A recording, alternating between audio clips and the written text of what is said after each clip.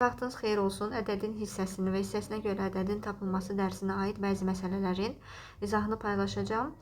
İlk növbədə 7-ci məsələ ilə başlayırıq. Sadəcə olaraq məsələyə başlamamışdan əvvəl qeyd eləmək istədiyim bəzi xırda qaydalar var ki, bəzi şagirdlər o qaydaları bilmədiyi üçün məsələlərin həllində çətinlik çəkirlər. İlk növbədə bilmək lazımdır ki, biz adi kəsirlər dərsini keçəndə də demişdik. Kəsirin məxrəcində nə yazılır? Bütün bir tamın neçə bərabər hissəyə bölündüyü, yəni bütün hissələrin sayı kəsrin məxrəcində yazılır. Və surətində isə məsələdən məsələyə dəyişir əslində bu. Surətində isə neçə hissənin satıldığı, neçə hissənin götürüldüyü, neçə hissənin alındığı, oxunulduğu, neçə hissənin tikildiyi, neçə hissənin xərcləndiyi, ödənildiyi, yəni məsələdən məsələyə dəyişən bir şeydir. Amma məxrəcində ən mühüm qayda budur ki, bir tam neçə bərabər hissəyə bölünübsə, o hissələrin sayı məxrəcdə yazılır. Məsəl üçün, bizim məsələmizdə deyir ki, şagird kitabın 11-də 5 hissəsini oxudu. Baxın, məxrəcdə 11 yazılıb, surətdə isə 5. 5 məlum məsələdir. 5 hissəsini oxudu deyir. Demək, bu oxunulan hissələrin sayıdır. Yəni, kitabın oxunulan hissələrinin sayıdır bu. 5 hissə. Hissə ilə yəni. Və məxrəcdə nə onda qeyd olunub? Yəni, bütün kitabda olan hissələrin sayı. Məxrəcdə dedik, axı bir tamın neçə bərabər hissəyə bölündüyü qeyd olunur. Onda belə çıxır ki, şagird kitabın 11-də 5 hissəsini oxudu deyəndə biz bu cümlədən bir sıra artıq qaydalar gözümüzün qabağında canlanmalıdır.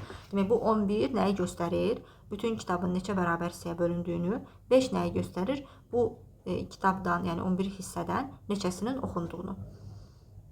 Bunu belə yazıram ki, digər məsələlərdə də bu gözünüzün qabağında canlansın. Bütün hissələrin sayı. Yəni, hissə olaraq sayı. Sonra bizə qeyd edir ki, məsələdə şagird 115 səhifə oxumuşsa. Demək, biz hissə olaraq başa düşdük ki, birinci cümlədən 5 hissə oxunulan hissələrdir də. Yəni, 5 hissə oxunulan hissələrin sayıdır. Və bu da 115-ə bərabərdir. Yəni, 5 hissə 115 səhifəni göstərir. Buradan biz nəyi taparıq ilk növbədə? Bizdən ən sonda soruşur, kitab cəmi neçə səhifədir? Hissələrin sayını soruşmur. Yəni, kitab cəmi neçə səhifədir, onu soruşur. 5 hissə 115 səhifədirsə, bir hissə neçə səhifədir? Onda biz nə edərik? 115-i 5-ə bölərik. Bu da edir deməli 23 səhifə. Yəni, bir hissədə olan səhifələrin sayı 23-dür. Və ən sonunda soruşur, kitab cəmi neçə səhifədir? Axı, bütün kitab 11 bərabər hissəyə bölünmüşdür, düzdür?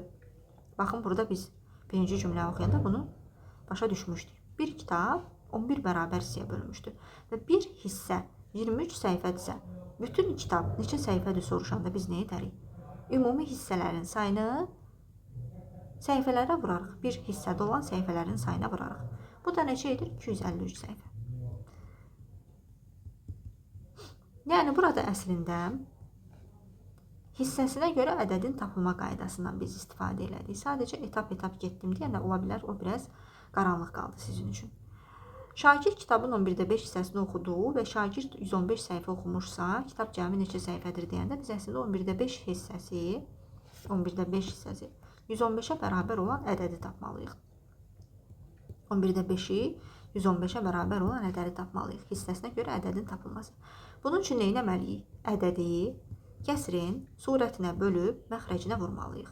Əslində biz yuxarıda da eyni şey eləmişik. Sadəcə olaraq mən izah edə niyə 5-ə böldük, niyə qayıdıb 11-ə vurduq, onları izah eləməyə çalışdım. Ümidvaram hər birinizə aydın oldu.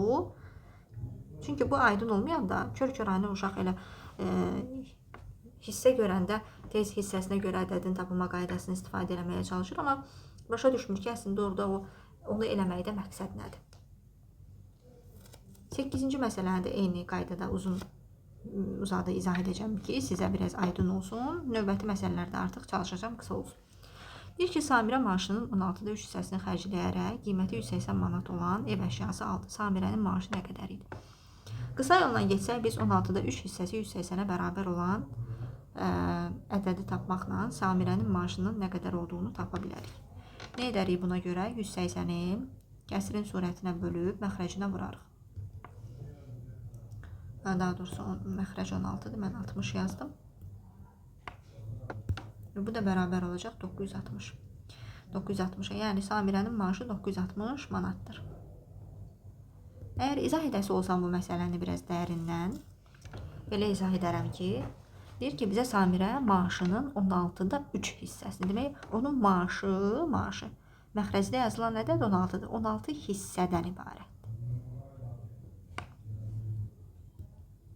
Bütün maaş.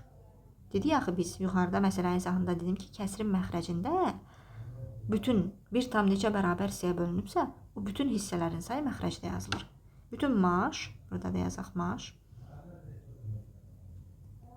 16 hissədən ibarətdir. Deyir, indi 16-dan 3 hissəsini xərclədi.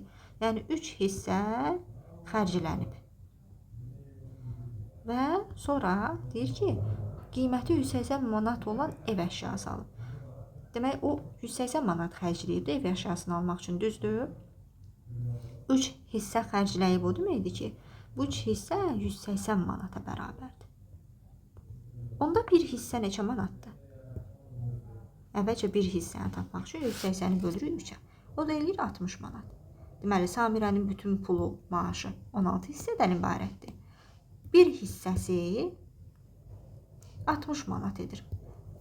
Bizdən də ümumi maaşını soruşur. Deyir, Samirənin maaşı nə qədərdir? Yəni, ümumi maaşı.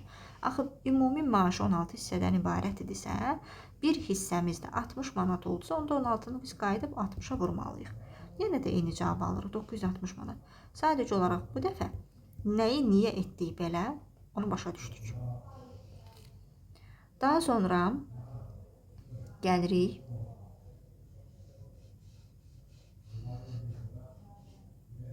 11-ci məsələyə. Deyir, ata kiloqramı 1 manat 40 qəpik olan 3 kiloqram alma və kiloqramı 3 manat 20 qəpik olan 4 kiloqram armud alaraq pulunun 9-da 4 hissəsini xərclədi. Baxın, 9-da 4-ü oxuyanda başa düşməliyik. Yəni 9-dan 9 hissədən 4-ünü xərcləyib. Yəni bilməliyik ki, bu kəsrin aşağısında yazılan bütün hissələrin sayını göstərir. Yəni məxrəcdə yazılan ədəd bütün hissələrin sayını göstərir. Surətdə yazılan isə bizdə indi söhbət pulun xərclənməsindən getdiyi üçün bu 4 hissə xərclənən pulu göstərir. İndi atanın bütün pulu nə qədər idi onu soruşur. Ümumiyyətlə 1 manat 40 qəpik olan 3 kiloqram alma alsa, 1 kiloqramın qiyməti 1 manat 40 qəpik isə 3 kiloqram alma alanda bizim nə qədər pulumuz gedir? 420 qəpiyimiz. Sonra 1 kiloqram 3 manat 20 qəpik olan 4 kiloqram armud aldı. Onda 3'ü vurur, 3 manat 20 qəpiyə 320'ni vururuq 4'ə. O da 2280 qəpik. Atan cəmi nə qədər pul xərcləyib? 3 kiloqram alma alıb, 4 kiloqram armud alıbsa, cəmi nə qədər pul çıxıb? 1700 qəpiyi çıxıb. Topladıq yəni. Və deyir ki, ata pulunun 9'da 4 hissəsini xərclədi. Yəni onun bütün pulu, yenə də təkrar edirəm, 9 hissədən ibarətdir. Bütün pulu göstərir. Bax, bu hissə olaraq bütün pul 9 hissədən ibarətdir. 4'ünü xərclədi. Bu da xərclənən hissələri göstərir. İndi xərclənən hissə 4 hissədir və bu da 1700 qəpiyi nədir axı? Düzdür? 3 kiloqram armud aldı, alma aldı, 4 kiloqram armud aldı və onun 1700 qəpiyi çıxdı.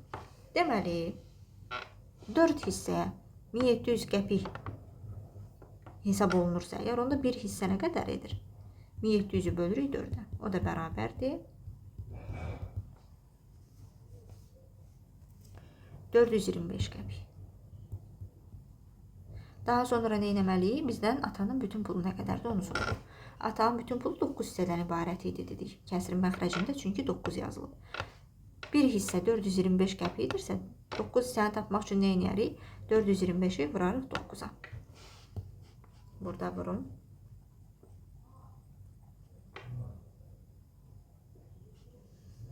...425'i 9'a vuranda ise alınır 3825. Bu da nə deməkdir? 38 manat 25 qəpik. Vəssalam.